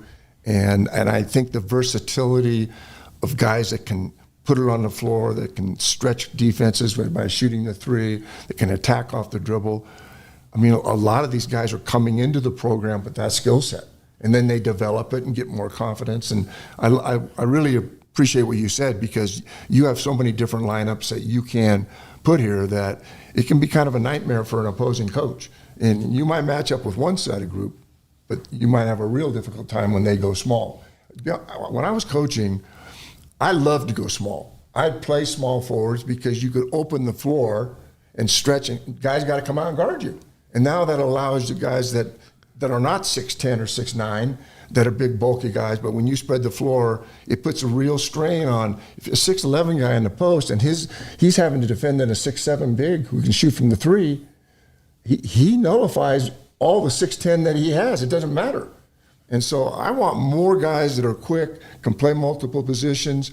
Yes, it's great if your 6'10 guys can shoot it and handle it, and we do have that. And AJ here at BYU, he's not going to be a guy where guys are going to double team him in the low post. He's not going to get another touch. He'll pop out. And I remember watching practice 6, 7, 8 months ago, and I went and watched AJ play. And you'd have a hard time telling me that he doesn't think he's the point guard. He can play point. He can play it. Yeah, he absolutely can play point. And I watched him, and he handled it. And I remember talking to Coach Young, and he said, yeah, that's probably what he's thinking. But that's probably not the reality. Well, and Rob Wright is a phenomenal point guard. So AJ doesn't need to play. But there'll be times when, against certain defense, you can go, AJ, bring it up. Well, bring the ball up. And he can. The long rebounds, situations, steals, he can handle it and take it in open court. Yeah, one of the most fun things we watched was a one-on-one drill, and AJ and Richie just said, "Let's go." That was something. Yeah. Because Richie. Did you watch? It was a recent practice today. Oh, cool. And Richie he can score like all kinds of he is double fake pump and there's AJ with all that length and then Richie's just doing a floater over the top of him and you're going, man, that kid can. And of course Richie's maybe the best shooter on this team. He's a crazy good shooter. Yeah. Then you see AJ, and then he pulled. And Richie's a great defender. Then AJ's going to pull up, and he's going to shoot a three. Then the next time, Richie pushes up on him too much, and he goes by him, and he literally throws a dunk down where I think he was looking down at the rim when he threw the dunk down. And I'm just going, these two dudes on the same team are really exciting. Yes, it's going to be fun. Yeah, it is exciting, and I think this coaching staff is perfect for this type of a team and players, and you got a young coach that maybe is new to this. I love the coaching staff, and it's a rather large coaching staff. Yeah. But I was talking to Chris Burgess today, and I said, how many guys are actually involved? I said, you sit there and watch them. There's 17 guys. Yeah. I said there's also a manager for every player. Oh, yeah. They bring them a water and a towel. I was exactly. like, wow. It's a different world. It's a different world. Former BYU basketball coach Steve Cleveland's on the Wise Guys. Presented by Brady Plus, Mountain America Credit Union, and Eddie. The Wilkins on the live stream. Coach Cleveland and I were young elders together in the England South Mission. Joyce Wilkins. 50 years ago. Hi, Elder Cleveland. Wow. How about that? Young elders together in England. We're connected by technology like never before. That one of the things as a missionary, and I've had some recently got in contact with some guys that I hadn't been in contact with before, but having been a mission leader and having 600 missionaries, it's really fun to be in a grocery store or be somewhere, President Cleveland, Yeah. It is and then in my mind, I do not remember his name. Yeah. That's hard. That's hard. Sister. How about this? But that's cool. They serve. That's 50. That's when you were a missionary. Oh, no, man. That's cool. That's in London. Yeah, that's really cool. Let's go back in time. Not that far, but back in time. The Cougars are ranked 8th in the preseason AP Top 25. That's their highest ranking in program history. You took over a BYU team that had just gone 1-25. Did you ever see this day in your wildest dreams? Probably not. Especially where college sports is today. And I look at, not just the fact that coaches and players now can be paid. That whole dynamic has changed everything. But there's no way I could have. I watched us build that thing and turn it around and get to the tournament and do things. Dave just did a tremendous job taking the next step and continuing to get to the tournament 6, 7, 8 times. I saw the program, going forward and moving forward. But what's happening today with the transfer portal and with the ability to pay guys, it's changed the climate of college athletics. And I think it's just going to continue to get better. I love the transfer portal, man. It's a second chance place for guys that have had a tough time, didn't work here, didn't work there. And what I really like is like a young man like Dawson. I love the fact that a guy who probably was not, as a freshman, was not good enough to ever think about coming to BYU. In fact, 2 or 3 years later, through a certain process and strength and getting healthy, all of a sudden, he becomes an integral part of this team. And I love that that can happen. And when I was coaching, we loved to get transfers. You know, if you could get a second or a guy that had played 2 or 3 years, had a year of eligibility and came in and had his head on, you know, you didn't have to take him from that freshman year and build and build and build. Nice to occasionally get transfers. And for us, that was junior college guys. Today, it's a transfer portal, and it's a little bit different. You know, after you left BYU, you go back to Fresno, and you're at Fresno State. And Dave alluded to the fact that you had Paul George, which, by the way, I think I told you this. I ran into Paul and Kawhi Leonard a couple of years ago, a playoff game when they were with LA. They were playing the Jazz, it was a regular season game. I've known Kawhi for years because I used to do that package and had San Diego State when I did the NBC package. So I stopped and talked to Kawhi, and Paul was just being really quiet over on side, and you know him well. And then I said, "Hey, you and I have a common friend. Coach Steve Cleveland is a dear friend." My goodness, like that was just like he just came right over, and then he was my friend and he just talked about the impact that you had on his life. Like he loves you. That's very, very clear. So you have Paul George when you're over there, who you're very close to, who's a bona fide NBA guy, all-star, and all that. You know what it's like to have a guy like that on your roster. Kevin Young now's got AJ on this roster. How does that change how you have to approach things? What's that like, and how do you manage that on a squad when you've got somebody that talented? Well, Paul's situation is a little bit different than AJ's. When we recruited Paul, he was from Southern California, and he was a skinny 6'6", maybe 175, you know. But he was skilled. You know, he really was skilled. And that first year, he had to get in the weight room. He changed his body, and everything took place. So AJ, that's probably not something AJ had gone through. But that second year, we were down at Pepperdine, and Paul was about midway through, before conference play started. There were probably 20 GMs. There was tons of people. They weren't there to see Paul. They were there to see some other guys. And I would say there was at least 20 NBA guys at this game. And they were playing Pepperdine. It's a close game. We come out the second half, and Paul hit 6 consecutive threes in a row. And all of a sudden, there is a buzz in that place. And he probably weighs 175, 180, but he's just killing it. And I can still remember Sinkyu Carey, my assistant coach. I can't use his verbiage, but he basically said, "Coach, he's gone." You know, and he knew, and he's right. Afterwards, I thought, oh my gosh. I can still remember Paul's parents and Paul coming in to tell me this. It was a very emotional thing for them and for me, but it was exactly what Paul needed to do, is to take the next step and move forward. It made my job a little bit more difficult, and my life a little more difficult, but I could not have been happier. And I'll tell you about Paul. When he comes into town and he plays here and he's playing the Jazz, we'll connect and get together. But the last year when he came into town, there must have been 20, I don't know, all my neighbors, relatives, they're all sitting behind us because they know that Paul's going to come out and then I'm going to have a chance to talk to him a little bit. And so when the game was over, I went down, hugged Paul, we chatted a minute, and I wanted to introduce him to my kids and to a few friends. And I said, "Would you mind taking a picture with these guys?" And I said, if you don't, and nobody else knew. I said, "If you don't feel like it, that's not a problem." I said, No. There were like 23 kids down there on the Jazz floor. You know, I still have that photo with Paul and I arm in arm, and that's how humble and what a great human being he is. I mean, he just, I know how he feels about me, and I know how I feel about him, and I give him most of the credit. But the fact that I had an opportunity to coach him and be with him was one of the great privileges of my coaching career. So what was it like after Pepperdine? And now everyone's watching him. Now people and GMs are coming to see him as you're playing through the rest of the season. What was that like for the rest of your roster as you balanced that, which is what Kevin Young will have to do, and that gives you some unique insights. Was it easy? Was it a challenge? What was it like? I don't think the coaching part of it was a challenge.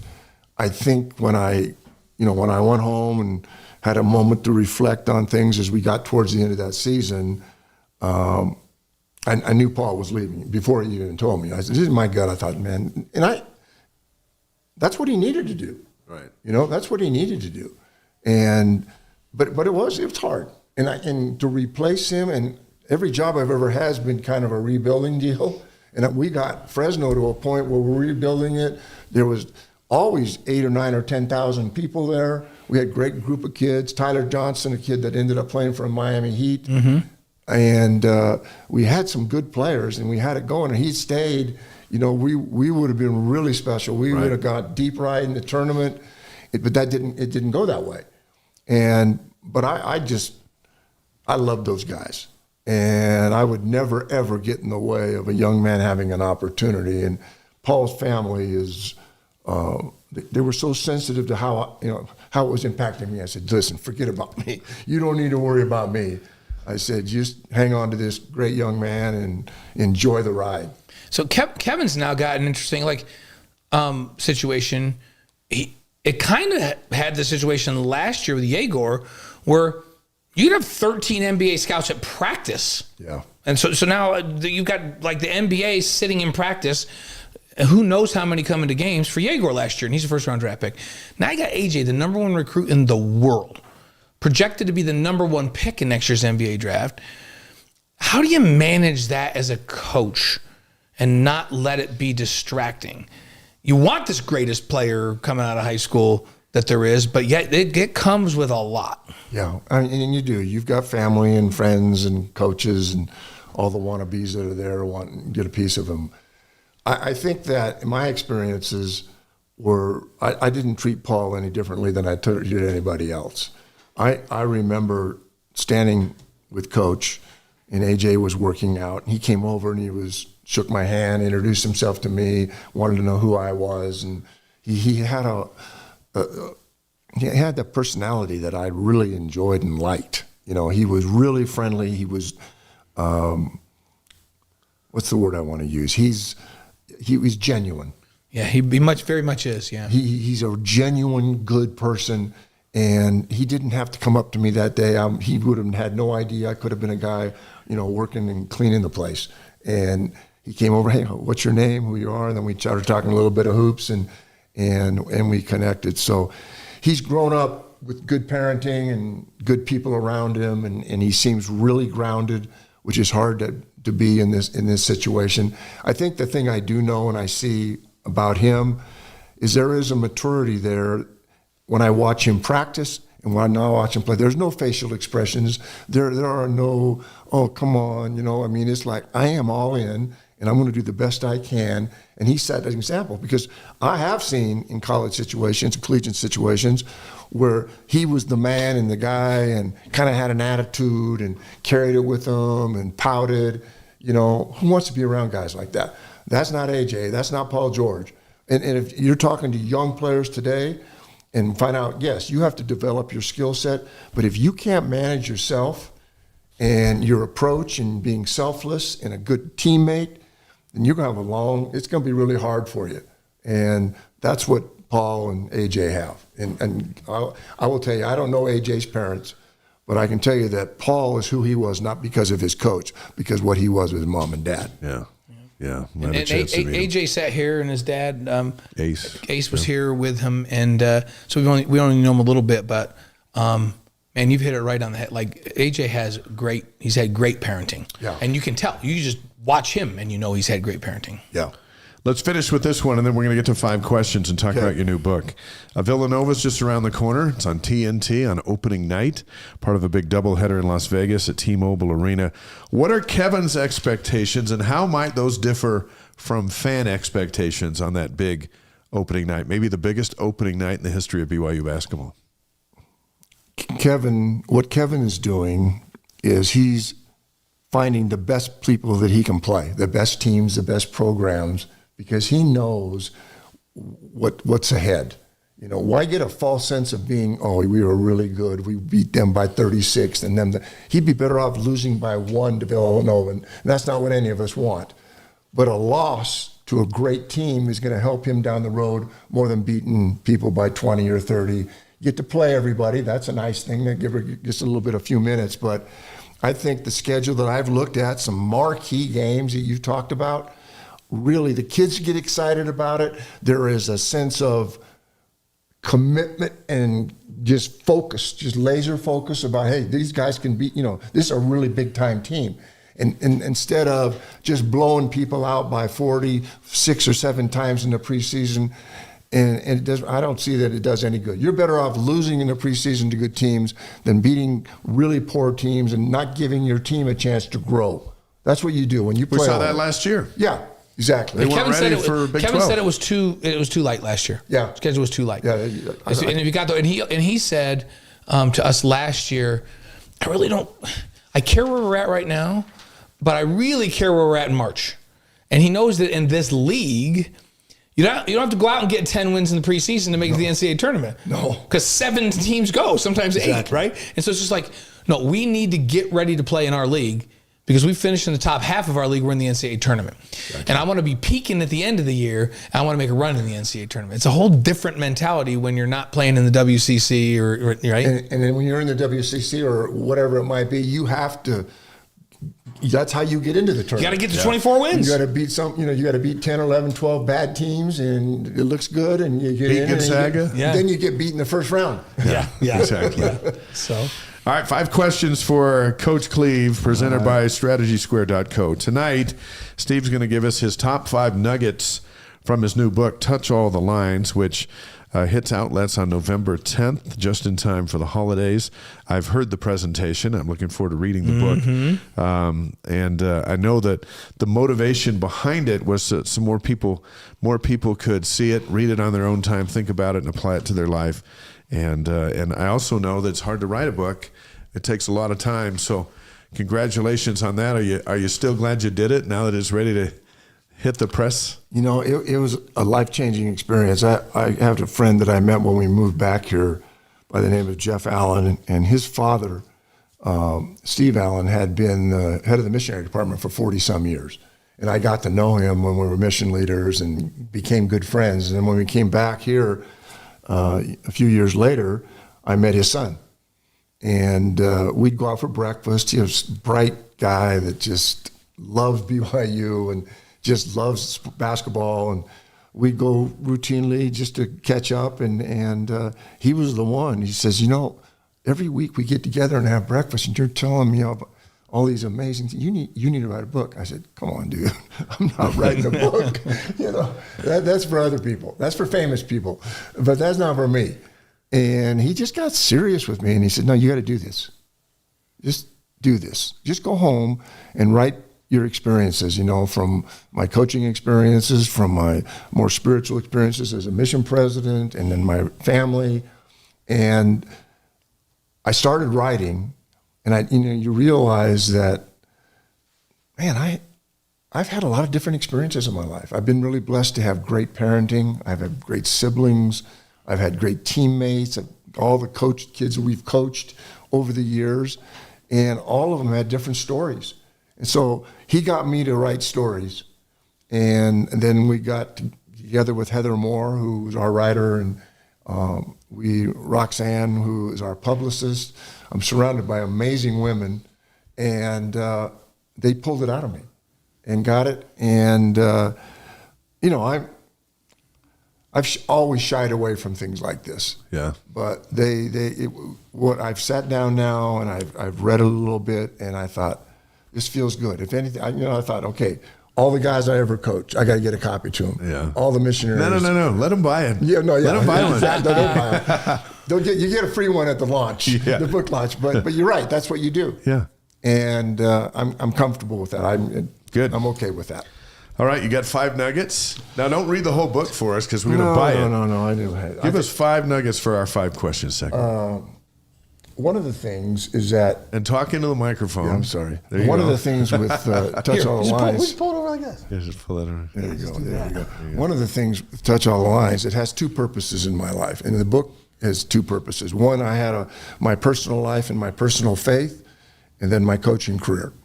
And so one of the things that I used to do was I'd go and meet with teams and organizations. We talked about having a championship culture. And, that culture is established a lot of different ways, but a lot of it is just understanding. I have a little card here, this little touch all the lines card, and I'd go out when I spoke and talking about trust and respect and shared vision and commitment and passion, integrity, accountability. These things have application to everything you do in sport. Right. Okay? And life. They also have everything to do with your spiritual life. And so I've made up, when I've gone out and done firesides, if it's a group of, YSA kids, I would set this up for their spiritual strength and growth. This one is for coaches and organizations that if you don't have common language and you don't have team traditions and you don't measure performance and you don't do those things, you can't reach your full potential. And that's kind of what this is about. And when you say touch all the lines, it's a play on a basketball drill. Yeah, right? so what happened? And people that don't know basketball, when we run in lines or you're running ladders, some people call them ladders. Yeah. Explain the. So what happened is this: it was Paul George's first year at Fresno State, and we had young players, no seniors, had a couple juniors, but it was a really young team, and so. It was probably in 6-7 practices in, guys are tired and we're conditioning them and finally I put them on. I just got upset with them and said, you guys are not going hard enough. So I put them on the line, the baseline, and they all knew what a line tag was. You run from the baseline to the free throw line and back, baseline to the half court and back, 3/4, full court. And you do that in a period of 15 or 20 seconds. You have a time and you just meet it and do it. And we'll say, hey, we're going to run 5 line tags today. This is, that's kind of like punishment, but I need to get your attention. And they do that and we go forward and have practice and so forth. So that's where that kind of started. But what really set it off for me was Paul's second year. We don't have a leader on the team and Paul's not that leader yet. But I was so upset with these guys. I just get on the line. I'm sick and tired of watching this kind of effort. We're not going anywhere. And so they lined up and they ran, and I think we ran 5, and they're exhausted. And all of a sudden, 2 or 3 guys aren't touching. Yeah. And meaning they're cutting it short so they cutting can. It short. They're not quite getting to the free throw line. They're going 6 inches short. That just makes the run a little bit less. Exactly. Easier to make the time. And they're getting lazy and they're feeling sorry for themselves, And that didn't go over very well. And that didn't go over very well. And so I vividly remember the day this happened. We were in this practice. We were a young team. Paul's there. He was never a guy that didn't touch all the lines. But he didn't have the courage to get into his teammates and say, dude, we need to do this, And finally that day came where I put them on the line. They weren't touching them because I had coaches at every position. Mm-hmm. I mean, you're going to touch this with your foot, you don't have to touch with your hand. And so all of a sudden the coaches would just raise their hand. Jeff Reiner, he was with my assistant. He'd raise his hand, not touching. And so we bring them back. And I said, we're going to do this one more time. Okay. And they still didn't get it done. Oh. And so I was going to go crazy. I mean, I was just going to go off on them. And something in the back of my mind just said, don't do that. Brought them in, got arm in arm, and just went through each one of these, are you willing to trust your teammate? Are you going to respect guys? And, are you accountable for yourself? Do you have any kind of integrity that you can say, I'm going to do what I said I'm going to do? All of those things we talked about as a group.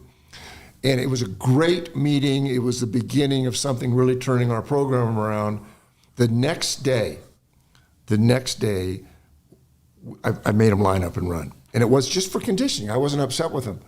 And all of a sudden, Paul stands up and says, "We're going to touch you-know-what lines." And he became the leader of the team. Said, "Don't even think about not touching all those lines." And it wasn't for punishment or anything, but it applied to a lot of things that, guarding guys, defending. Nobody likes to defend, right?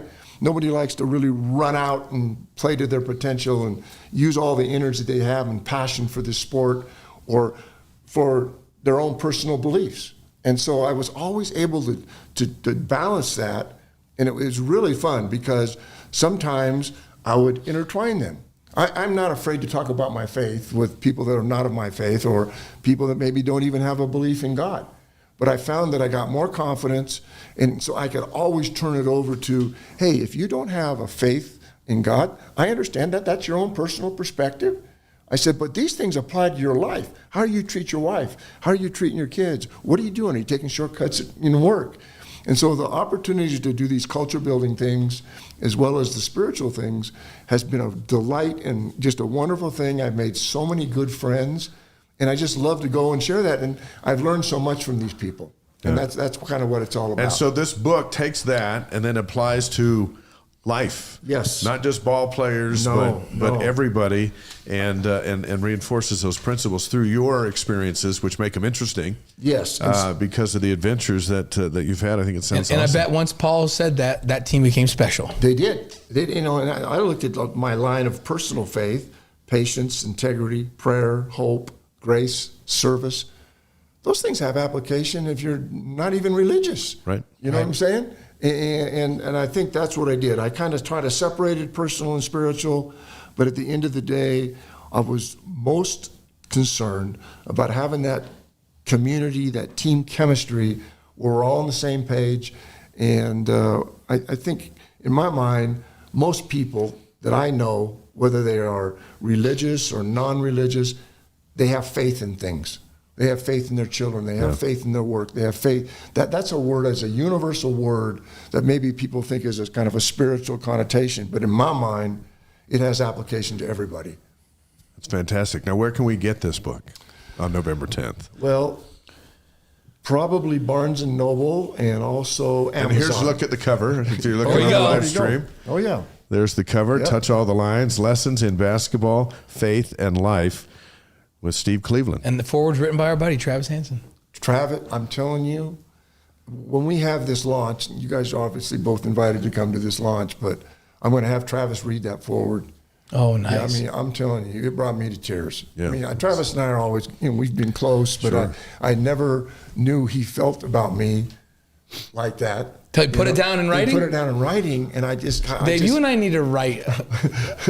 Let's write our own forward to Coach. The impact he's had on our lives. We're doing our forward right now. Exactly.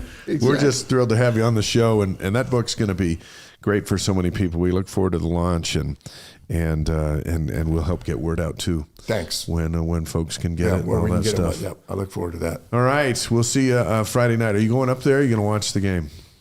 No, I'm going up. You going up? Yeah, Okay. we'll see up there. I got to figure out how to get some tickets. I got to get a hold of Brian. Yeah, Call Santa. Like, You wait got minute. a guy. So now, like, here's the thing: the AD would not even have had a job if you didn't convince everybody to hire him to be your director of basketball operations when that job didn't even exist back in those days. Hey, Eric on the stream wants to know if you're doing an audio book. Yes, I've already done it. I have done an audio book. Fantastic. And I don't know what to do with it. No, my publicist and those folks will tell us. We'll get Yeah, to they'll work market it, it. Eric. Okay, I think we'll have those for sale as well at the launch.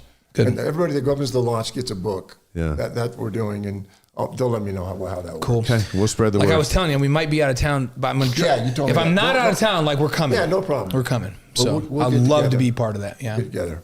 So I'm introducing you, so I better be Yes, there. you are. right? He's gotta I'm gonna be wear there. my bow tie and Whatever you we're want going to wear. first class. wearing a tux? Oh yeah, it's a big night. Oh, I usually wear a It's book tuxedo launch. T-shirt because that says what is that from? That says I'm serious, but I want to party. Yeah. Steve Cleveland, it's always great to have you here on the Hey, show. thanks, guys, for having me. Thanks I for your appreciate insight. it. And congrats So, on thanks, the Coach. new book. Thanks. And we look forward to We'll see you Friday. getting it. Yep. See you Friday. See you Friday. So there's the guy who took BYU from 1-25 and turned it into something, and now look what Kevin Young's doing with it. Well, from 1-25 to the NCAA tournament. Yeah. That's the most difficult thing to do, right? And then taking it from there, everybody else stands on those shoulders. So it's amazing. The day you beat the Utes was the game changer down in Vegas. Yes, we remember it well. Thank you, Steve. Thanks, Coach. All right, let us fire up. We got some insights on what's going on campus, and then we'll roll out of here on this great Monday night here on the Wise Guys. Our Re-Lyte Athlete of the Week is presented by Redmond. The secret is in the salt. Learn what it can do for you at redmond.com. Tonight, it is our pleasure to announce Jane Hedigrin as this week's honoree in her college debut on Friday. Jane destroyed the 6K course record by 23 seconds at the Missouri Pre-Nationals with a time of 18:42.3. The first race in her collegiate run, this freshman rewrote the record books, and that's how her career is beginning. You and I were talking with Kevin Young today about freshmen. She was part of that conversation. Like, the freshmen on campus are all like generational athletes, and she may be the best one of them all. Like we were saying, Jane's the AJ, she's the AJ DeBance of track. No, AJ might be the Jane of basketball. She's that good. U.S. Track and Field announced today that the Jane is the co-women's National Athlete of the Week, period. First time out. First time out, athlete of the week in the country. Yeah, BYU won the event in convincing fashion. They had 5 runners finish in the top 8. It was big because it was her first event as a BYU freshman. Remember when we had Diljeet in here on the show, and Diljeet said, "Yeah, we're gonna bring her along slow. She's so good, but we want to do this right. We want her to peak at the right time. So I think the first thing I'm going to run her in is this big meet." And she destroys the course record. Not just sets it, she destroyed it. Listen, she's that good, and it's going to be quite a career to watch now that it's underway. Back in high school, she set 9 national high school records, won the Nike Cross Nationals Girls Championship, named the Gatorade National Girls Track and Field Player of the Year, and just getting started at BYU. Jane Hedigrin, our Re-Lyte Athlete of the Week, presented by Redmond. The secret is in the salt. Learn what it can do for you at redmond.com, and we'll have more on the cross-country team here in just a moment, but we salute Jane Hedigrin, and this will not be her last Re-Lyte Athlete of the Week award. And you know what's so fun about this is Jane's the best in the country, right? She's the best on this team. She's the best on the best team. Like, BYU women's cross-country is the #1 ranked team in the country. It's the best cross-country team in the land, and she's the best of the best, which is really cool. How about this fantastic first impressions for freshmen over the weekend? Yeah. AJ scores 30 in his debut against Nebraska.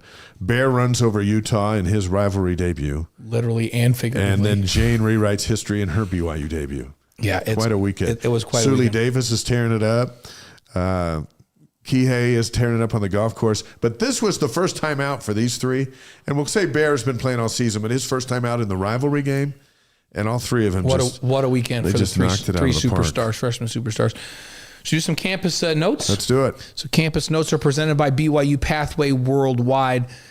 BYU Pathway makes truly affordable, fully online, spiritually based college degrees accessible to people worldwide through greatly reduced tuition, weekly peer gatherings, and English support, helping students earn sooner, increase their income, and deepen their faith. Learn more at byupathway.edu. Let's start with women's hoops. Big 12 Media Day is underway in Kansas City. Lee Camard, the new head coach, and Delaney Gibb among those representing the program. As we say that, Drew is on the stream from Kansas City in the house tonight, taking in the Wise Guys. Western Colorado's at BYU next week in an exhibition game, October 28th at 7 o'clock on ESPN+. The season opener coming up, Coastal Carolina at BYU on November 5th.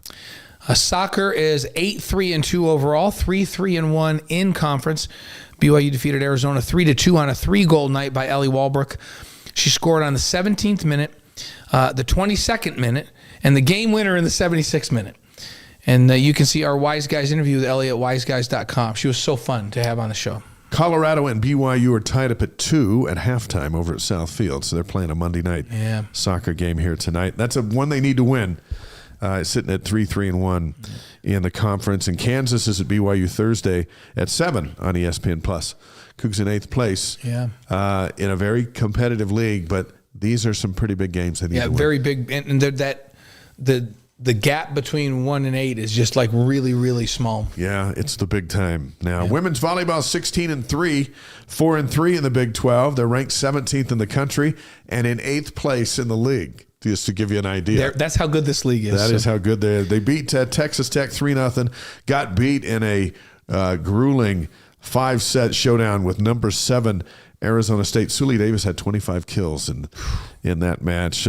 So they got beat by Arizona State, went and swept Texas Tech and moved up 2 spots to 17, which gives you another idea of the strength of the conference. Yeah, it is amazing. So we're going to have Sully on the show, right? Next week. Yeah, next week we'll have Sully on the show. This week, BYU's at Baylor on Thursday, and then at TCU Saturday, so doing a Texas swing. And then, as mentioned, Sully will join us next week. Yeah, we talked a little bit about this cross-country team national ranking. The women are number 1 in the country still. The men are 6. Now, keep in mind, the rankings come out tomorrow, so we're going to give you last week's rankings. But 1 and 6 for the women and men, respectively. The BYU women, they won the Missouri Pre-Nationals, as mentioned. Jane Hedengren set the course record in her college debut. 5 Cougars finished in the top 8 as they dominated the field. Absolutely dominating performance. The men, they finished 5th at the Nutty Comb Invitational in Madison, Wisconsin, which was one of the big meets of the year. Up next are the Big 12 Championships, October 31st in Lawrence, Kansas, for everybody. Halloween. They're going to defend their titles, both those teams. Yeah. Back there in Kansas. Men's golf, they're ranked number 12, finished 14th at the Bryson Invitational. Wasn't their finest hour, but that happens in golf. Up next is the Preserve Golf Club Collegiate, October 27th and 28th in Carmel, California. How would that be to go play some golf? I think you and I should Carmel, play California? in the Preserve Golf Club We Collegiate. should, like something. Or at least go play in Carmel, California. The women's program, they finished 10th at the Dale McNamara Invitational in Broken Arrow, Oklahoma. They're at the Rainbow Wahine Invitational today through Wednesday. We should be at that one too. That one I would rather be at. Yeah. That one I'll prefer. Exactly. So baseball, the schedule release, 54 games, 22 home games, 32 away games. The season openers at Western Kentucky on February 3rd. The home opener will be against Cal Baptist on March 5th. You and our good friend Gary Scheide will be calling that on ESPN+. And then the Utah series, everybody's always interested in when they're going to play the Utes. That's April 30th through May 2nd. So the other night, Friday night, they had their kind of swan song fall ball spring game. Fall game. Blue against white. And so went over there and I watched a few innings. It was kind of fun because it's just as cool when they start the season around here in March, right? As it was the other night. And then I left early because I was starving. And there was fireworks night. And you know how I feel about fireworks. But I left early and I was in the drive-thru at Wendy's, which is just down the way. And so I'm paying the guy. He hands me the sandwich while I'm waiting for the sandwich. I look out my window and there's the fireworks show. Oh. It was almost as it was a Hollywood movie because then I had a hamburger and the fireworks. Wow. It was Sometimes it all comes together. Yeah. It was one of those. Did you get a Wendy's single cheese everything? Is that what you got? No pickles, but everything else. Man. Yeah. So, hey, there's a new... Have you ever had a hamburger at Cubby's? Chubby's I have, not No, Cubby's. Chubby's is great, by the way. I love Chubby's too. But Cubby's, I didn't even know they did hamburgers. I thought they just did salads. We went up and Brenda said, just get a hamburger. And I got this little hamburger and they put a fried egg on it. And I was like, man, I need to come here for hamburgers more often. I highly recommend. So yeah, there's some good ones. Fancy Burger on State Street next to Arby's in Orem. That's the best hamburger I've ever had. So good. So there's some food recommendations. So today, not only are the campus notes presented by BYU Pathway Worldwide, but also our food recommendations brought to you by BYU Pathway Worldwide. Yeah, that makes me hungry. Drew says, hey, just got in here usually early, but I'm late. I get a pass because I had to meet with a return missionary. Yeah, of course, that happens. You need to release that return missionary. Now what you need to do is go watch the entirety of the show again tomorrow on YouTube. Yeah, it's just sitting right there for you. Yep. That's the beauty of all this. On this day, October 20th, let's roll out of here with some cool things that happened. And let's go old school in 1803. Yeah, USA ratified the Louisiana Purchase in 1803. You know why that matters? Because if they hadn't done that, even back then, Taysom Hill would not be playing for the Saints. Could play for the Saints because New Orleans would be part of something else. Yeah, he might be playing hockey, over there or something. Yep. But no, the Louisiana Purchase ratified today, and that changed America. Yeah. In 1955, The Return of the King, the third and final volume of The Lord of the Rings, was published in London. 1963, Jim Brown sets the NFL single-season rushing record with 1,863 yards. Wow. In 1977, on this day, October 20th, the plane carrying the rock band Lynyrd Skynyrd crashed in Mississippi. Yeah, tragic day for that, for everybody who loved that. And a lot of folks still follow that band. Yeah. They're on the radio all the time. October 20th birthdays, 1931, Mickey Mantle was born on this day. Do you remember Mickey Mantlepiece? He was the great baseball player in the Flintstones cartoon. No, I don't remember Mickey that. Mantlepiece. 1950, on October 20th, Tom Petty was born. And 1971, our good friend Snoop Dogg was born on this day. He is really good on The Voice. Have you watched him on The Voice as a coach? Oh, he's good. So 1971. October 20th, deaths. Yeah, 1964, Herbert Hoover, the 31st president of the United States, passed away. Our Wise Guys inspirational quote of the week is from Mickey Mantle. Not Mickey Mantlepiece, not to be confused. No, this is the real one. And he said, if I knew I was going to live this long, I'd have taken better care of myself. and I know that's true because before he died, he was in Vegas at a card show. I've shared this story before. And I was a sports reporter there. And so we went over to the Riviera where he was doing a card show and he was signing stuff for people. They're paying money to do it. And we went to the door and asked this big security guy, I said, hey, can I go interview Mickey Mantle? And he goes, I don't think he's doing interviews, but I guess you can ask him. So, I'm a young reporter. Now I'm like, what am I going to do? Mickey Mantle's going to yell at me or whatever. So we go over there and I sit down next to him and he's signing balls, big bushy eyebrows and kind of a weathered guy and been through stuff with his liver because alcohol was a big problem and his lifestyle. And I said, hey, Mr. Mantle, can we ask you a few questions while you sign? And he said, he put down the thing and he looked over and he said, sure. And he turned to me and now all of a sudden I'm sitting there going, oh man, I forgot what I was going to ask him because now he's actually going to do an interview with me. I wasn't sure I was going to get this far, but I was coaching Andrew's Little League team, a bunch of 10-year-olds. And I thought, well, what would you have me tell my 10-year-old boys when we get to practice today from the great Mickey Mantle? And that's what he said. He said, tell them not to be like me. It was the opposite of be like Mike. He said, tell them to not be like me. I ruined my whole life with alcohol and drugs. Wow. And he died a short time later because he had wrecked his body with it. And so when I saw this quote come along, I thought, yeah, if I knew I was going to live this long, I'd have taken better care of myself because he didn't live nearly long enough because he didn't take care of himself. And those last few years were really, really hard for the maybe the most famous Yankee of all time. Yeah. Oh yeah. Mickey Mantle, Babe Ruth. Yeah. What a murderer's row. So there you go. That was my Mickey Mantle. Cool. Moment. Hey, and Mike Zimmerman, thanks for that clarification. You know how I said I didn't think they did hamburgers? I thought they just did salads. He goes, a hamburger is nothing more than a salad that you can hold in your hands. Thanks for that, Michael. That's good perspective. Mark from Liberty, Missouri is in the stream. Sorry for being late. There's Burley, Idaho. Hey, we love that you guys are here, and you can see the show anytime. Yeah, he says he's going to replay it as soon as we Now finish. you're listening to the end, and then you can go to the front. Yeah. But what you'll see tonight is some great stuff from Steve Cleveland, his new book coming out, but also some insight on North Carolina, where BYU will face him at the Delta Center on Friday night, and AJ DeBansa and Paul George, and some of that stuff that only Steve can shed light on. Throw some wisdom at us every time we're together. And Greg Welch, who's the event coordinator for the BYU alumni chapter, and they've got a weekend plan for everyone headed to Ames. It sounds like a high-end tailgate to me. Yeah. Like in a garden. It's kind of in a garden. This is not your standard parking lot. Don't know if there'll be tailgate. fire. I think this is like some type of beautiful garden tailgate. So make sure you get there and check that out. Yeah, and have a great time. And again, the weather's going to be just right. It's a big game. Yeah. And it's on Fox, and we'll have the pregame show leading up to it, and then we'll all be watching to see if BYU can get to 8-0. It's fun stuff. So next week, Mark Durant, Sully Davis, Travis Brady, all join us on the show. Those are all heavyweights right there. Big time. Mark will clue us in as we get ready for Villanova down in Vegas. And, of course, Sully is one of the great freshman volleyball players in the country. And Travis Brady, the Cougars are coming to his town. So we're like, hey, Brady plus Travis Brady, you're on the show when you get the BYU in your neighborhood. So that'll be a great show next week. Yeah. And where do you find us this week? Well, tomorrow you and I will be doing After Further Review. It might be the greatest AFR we've ever done because so fun. There's so much to show from a game that means so much. Yeah, you and I, Nixon, already been looking through film and picking out some fun plays to highlight. We got some great ones.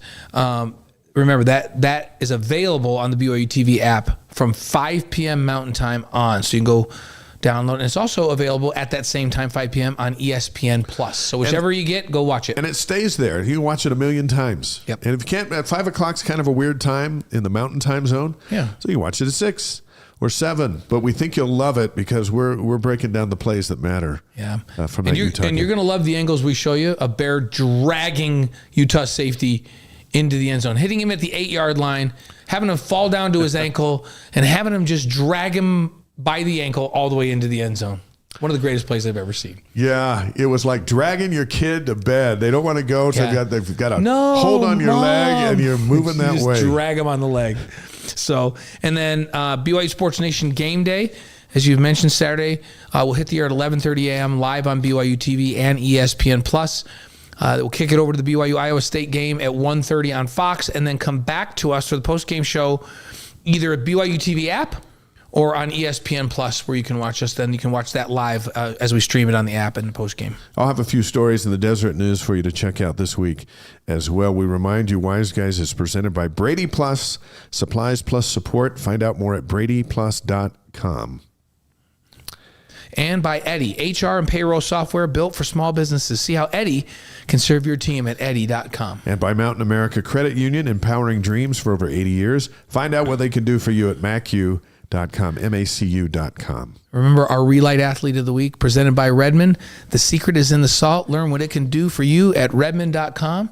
Jane Hedigrin. Yeah, we salute Jane Hedigrin for rocking the world in her collegiate debut last week and look forward to seeing what she and the Cougars do on Halloween. Wise Guys distributed by the Deseret News. It's great. We'll see you next week.